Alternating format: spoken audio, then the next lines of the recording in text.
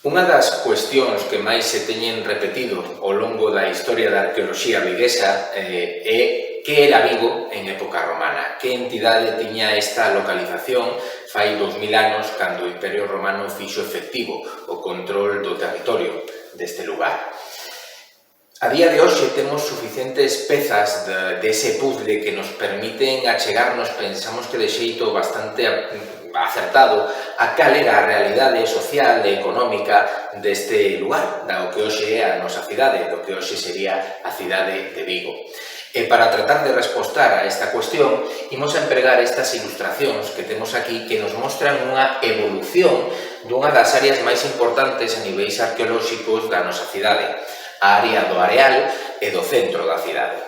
Se nos fixamos na primeira ilustración, a que fai referencia ao século I a.C., é dicir, xusto antes da chegada da conquista romana, da chegada do Imperio Romano, vemos que a poboación sitúase pois en castros, fundamentalmente nese castro do Monte do Castro, inda que, como xa vimos noutros vídeos, en total houbo ata 27 castros na nosa cidade. Sin embargo, este é o que sería o protagonista en anos posteriores, en décadas posteriores, séculos posteriores, xa a partir da ocupación romana.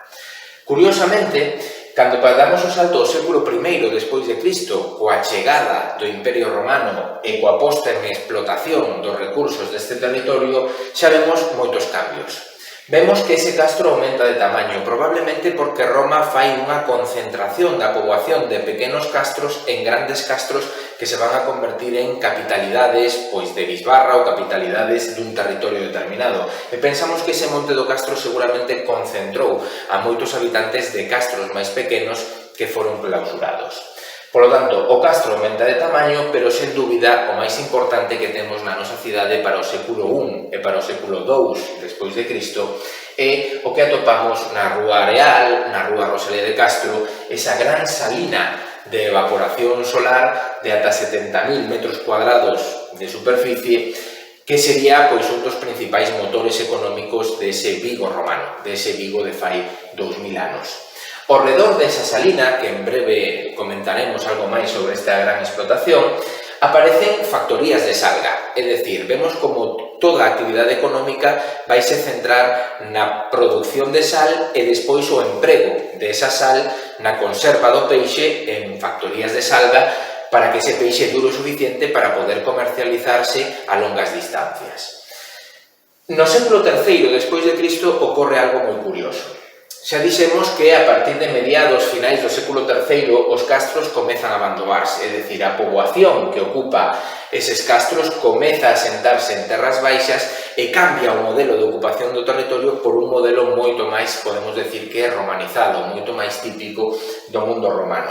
Pero ocorre algo curioso na nosa cidade, no noso territorio, é que a salina deixa de funcionar. E non só deixa de funcionar, senón que é tapada e no nivel superior, no estrato superior, por enriba desa antiga salina, o que temos é unha necrópole. A necrópole do Areal, a necrópole de Rosalía de Castro, Rúa Hospital, onde se teñen atopado diversas aras e estelas funerarias que nos falan dun espazo de enterramento.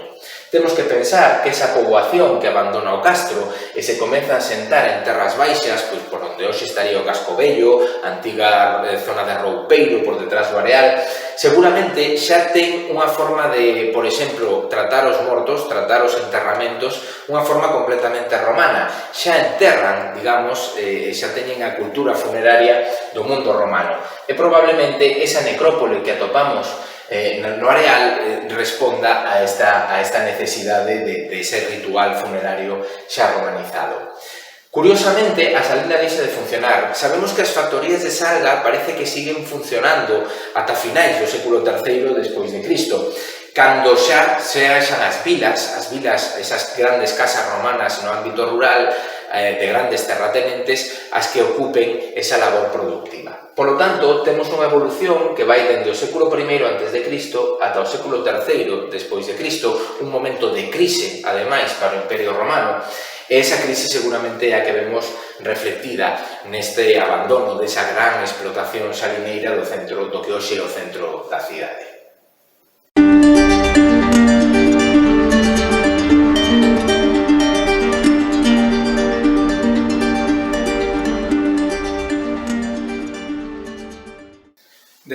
pois, a incógnita acerca de que foi Vigo en época romana. E para facelo, pois, desplazámonos a esta recreación do que sería unha factoría de Salga de fai 2000 anos que temos no Centro de Interpretación do Mundo Romano do Concello de Vigo.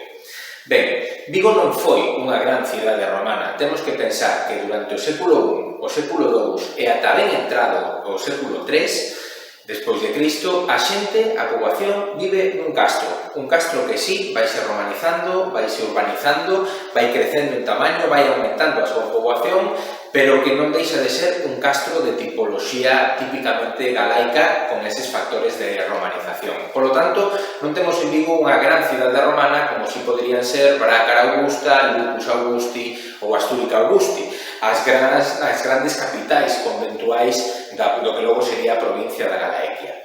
Por lo tanto, que foi Vigo na época romana? Que nos di a arqueoloxía acerca disto?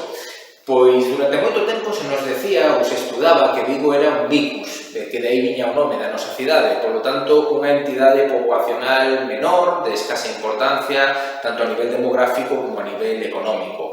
Mais hoxe en día, con todo o que temos coñecido a través das excavacións arqueolóxicas que se fan na nosa cidade, sí que podemos facer algunhas puntualizacións a esta definición de vicus.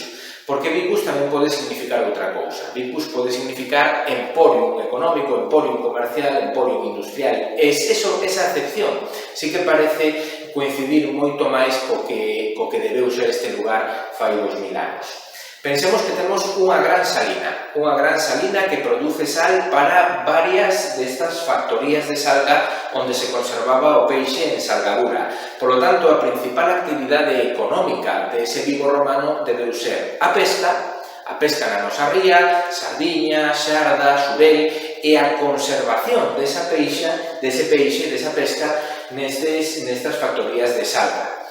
Por lo tanto, o que teríamos sería un emporium industrial e comercial adicado á explotación pesqueira e á conserva do peixe, como logo acontecería en épocas posteriores e incluso podemos decir que ata a época contemporánea, onde a nosa ría e a riqueza pesqueira e as boas prácticas pesqueiras foron o principal motor económico deste territorio, en concreto desta cidade. Que se facía nestas factorías de salga? Pois procedíase a conservar o peixe en salgadura dun xeito moi tradicional e moi artesanal. Primeiro, o que se facía era limpar o peixe, viscerar o peixe, cos filetes de peixe completamente limpos, nas pías de salgadura, como esa que temos aí, ia colocándose capa de sal, capa de peixe, capa de sal, capa de peixe. Que fai o sal?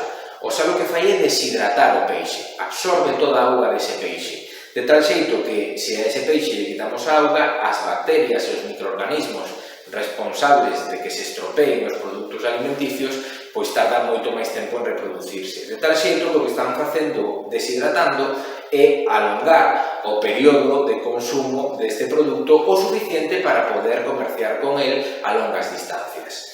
Tamén nestas factorías de salga era habitual aproveitar eses desperdicios do peixe, esas vísceras do peixe, para facer un produto de alto valor económico, como é o garum, un preve, un condimento que costaba moitos cartos, que se facía por maceración das vísceras do peixe con sal e con ervas aromáticas e que, como digo, alcanzaba precios moi elevados nos mercados romanos porque se tiña como un produto, podríamos decir que de gourmet na cociña romana.